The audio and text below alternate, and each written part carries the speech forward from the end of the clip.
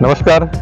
આજ રોજ માર્ગશીર્ષ મહિનાના પ્રથમ મંગળવારથી તાપી નર્મદા શિવમ પરિવાર દ્વારા આજે સવારે આરતી કરવામાં આવી હતી તાપી માતાની. આ આરતી છેલ્લા 21 ઓક્ટોબર 2023ના નવરાત્રિના સાતમથી તાપી માતાની આરતી તાપી નર્મદા શિવમ પરિવાર દ્વારા કરવામાં આવી રહી છે.